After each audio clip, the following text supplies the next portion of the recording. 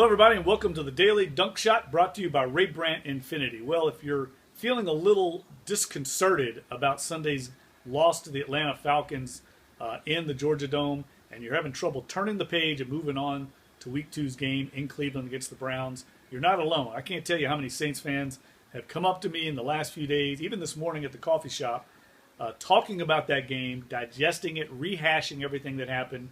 And, you know, in the immediate aftermath of the game, sitting in the press box, trying to process everything, trying to put together my column, it was such a wild back and forth game. It didn't really occur to me until a few days later when this statistic revealed itself by Mike Sando, colleague of mine at ESPN.com, came up with this stat that the Saints have only lost 3 times in the Sean Payton, Drew Brees era when they've led a game by 13 points or more.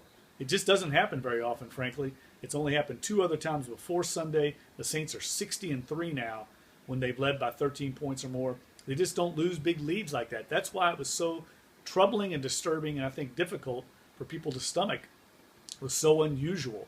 The Saints are built to win these kind of games. They're built, their whole MO in the Sean Payton era is to strike quickly on offense, come out aggressively, high tempo, get a lead, and then just bury an opponent. The defense, Rob Ryan's defensive scheme, very aggressive. They can concentrate on the pass.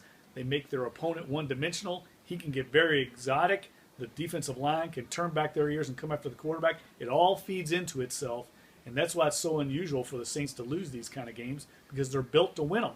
The only other times they've lost these games, I had to go into the history books, into the Saints media guide, and dig up all the old box scores of the games they lost to find it, because I couldn't even remember off the top of my head when they lost games when they've had big leads. And I'll refresh your memory, not that you want to remember these games, but 2009, the penultimate game of the year in the Super Bowl season, the Saints, if you remember, lost their first game that year at home to the Dallas Cowboys. And then the next week, they played a bad Tampa Bay Bucs team in the Superdome, get a quick 17-0 lead in the second quarter, and then everything falls apart. They somehow lose that game 20-17 in overtime. Very mysterious setback that year.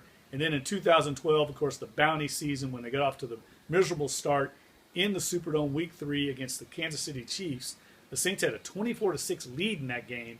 And then, if you remember, could not stop the run. Jamal Charles had a monster game. They ended up losing that game 27-24 in overtime. And then Sunday in Atlanta, they had a 13-0 lead in the second quarter and lost the momentum right before halftime. And in the third quarter, Georgia Dome got rocking. Saints really never recovered from that. Interestingly, all 3 of those losses occurred in overtime for the Saints. So that might be why it's so hard for you to stomach and move on.